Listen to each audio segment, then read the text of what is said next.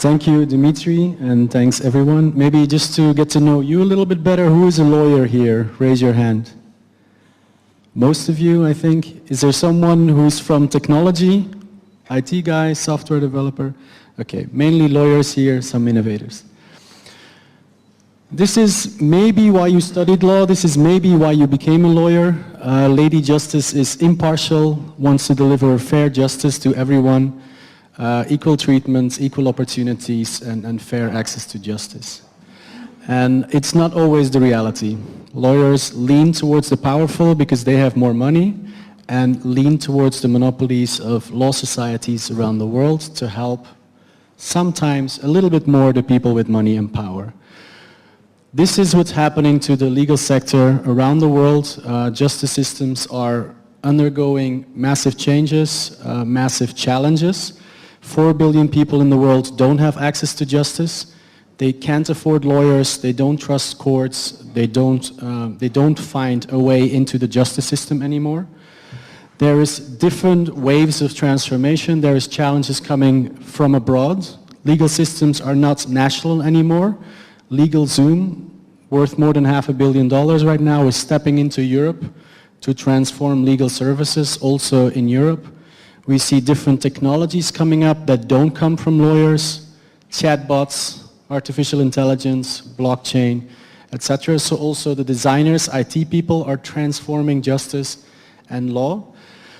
And all this is happening at the same time. What we've seen in the health sector, what we've seen in the energy sector, this wave of innovation is now happening in justice, governance, and legal services.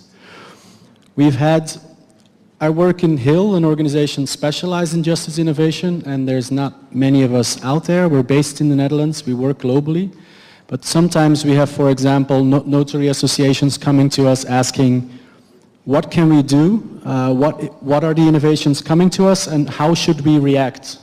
What should be our strategy in this change? And there's 3 ways you can deal with it.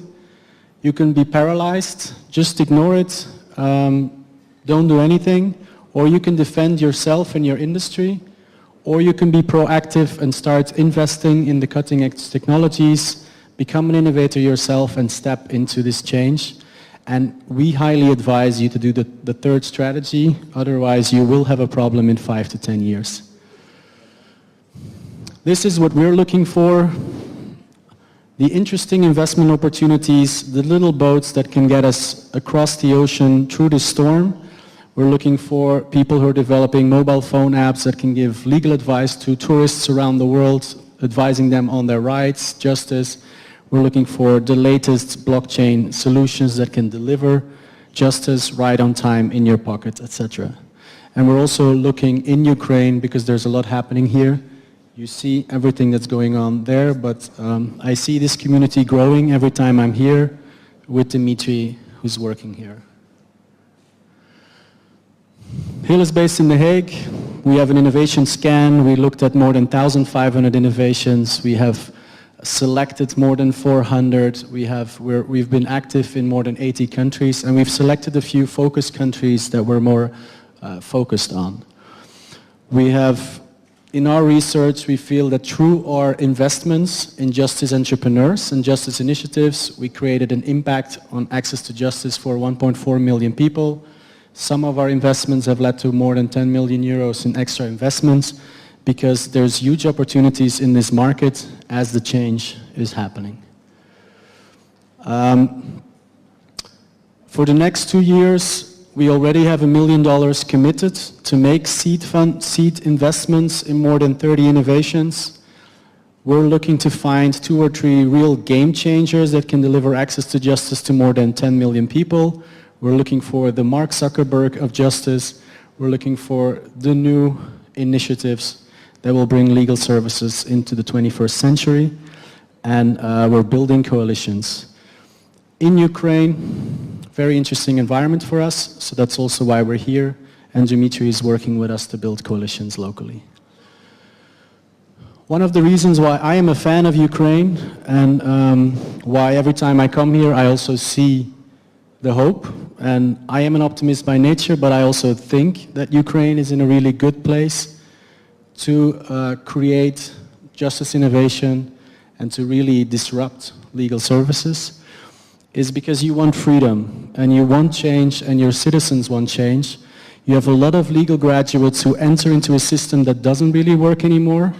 So a lot of young kids who may become unemployed or have to become corrupt if they want to find a way into the system, but they don't want to do that anymore. You have top IT people, you have top blockchain, and all this is happening at the same time in a very interesting context. So to me, Kyiv reminds me a bit of Berlin 20 years ago, and I think you have a very interesting opportunity and burden at the same time for this generation to make it happen. And I think you can grow innovations here that not only have a tremendous impact in Ukraine, but also internationally.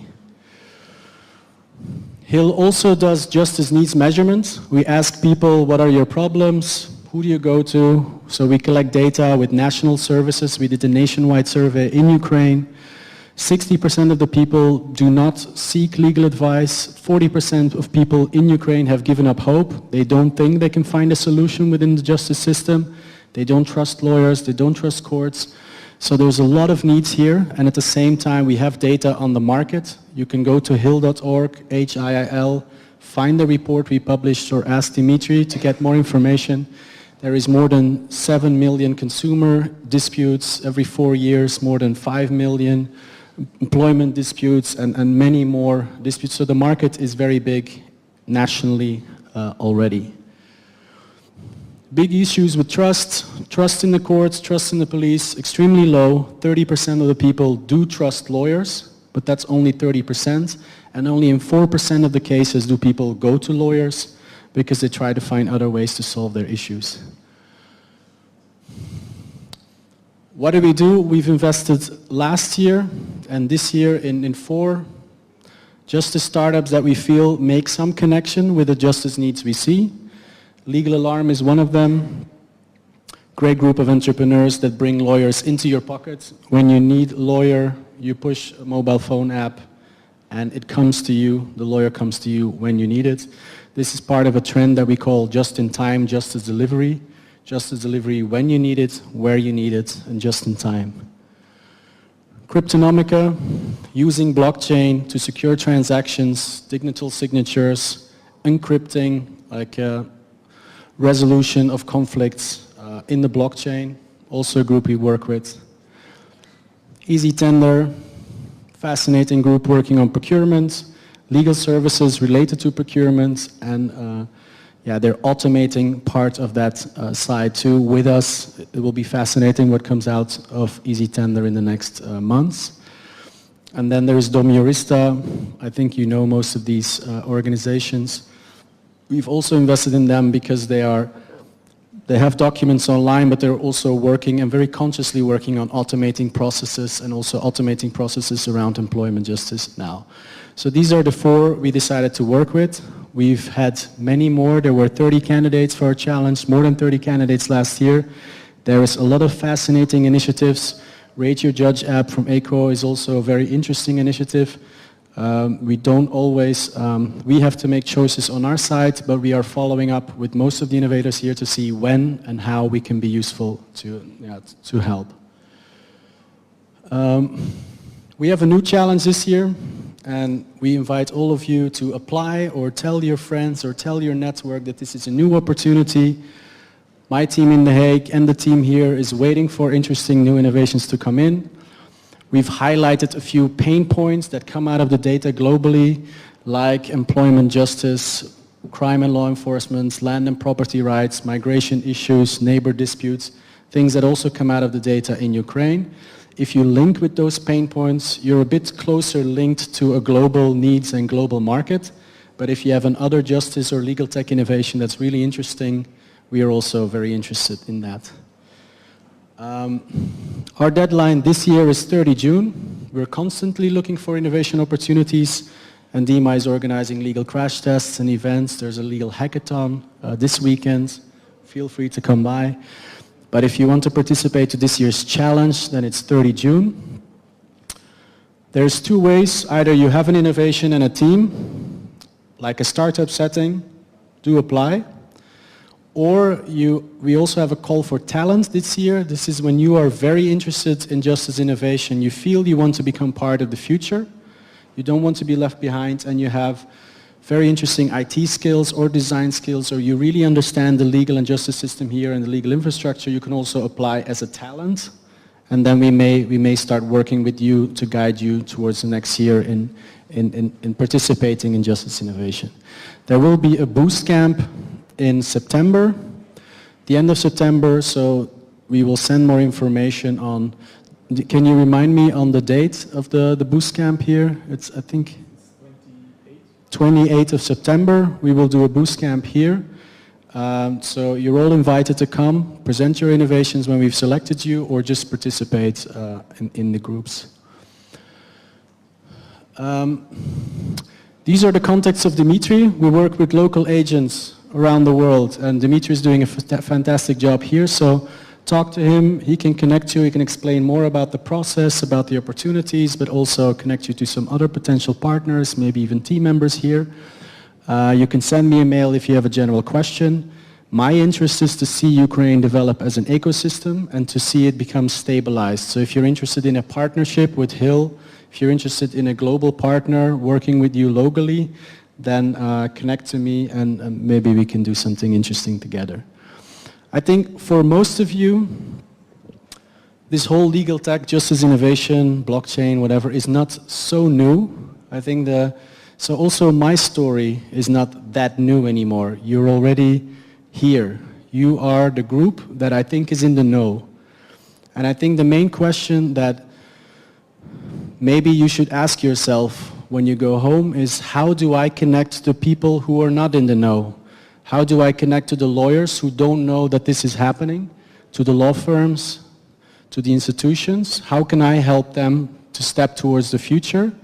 And what is your role in that? Because I don't think that any of what I said is new, but for many people out there in Ukraine, this is something they do not know, and it will lead to unemployment in 5 or 10 years. It will lead to massive change, and you can play an interesting role in bringing Ukraine and maybe the region or globally into the future. So we're looking forward to working with you, and it's been a pleasure. Any questions? Thank you so much, Wilfried. So please, I think we have time for one small question. Maybe you already came up with some ideas. What would you like to know? Yes, please, one short. Людмила Сидоренко, Head of Legal at Kyiv Ventures Venture Fund. Could you please explore more a bit, maybe briefly, on some successful cases of your investment activity in legal tech sphere, purely legal tech? Yeah. We worked, for us the notion of justice is quite broad, so legal tech is a part of it, so we work with justice innovation. And one example, for example, has been, we worked with Made in Africa. It's an organization that has an innovative mechanism to provide cheaper loans to factories in Africa that have better working conditions for their staff, that comply with regulation, labor regulations for their staff. And they, for example, they've worked with more than now with 1,000 employers in Africa. They've gotten more than 5 million extra clients in to have clothing supplied from Africa but while respecting labor regulation and labor laws in Africa, in the textile industry. So that's an example. We are working with MSME Garage in Uganda is a group that they started as they're barefoot lawyers. They have a network of paralegals, so the justice system does not work there.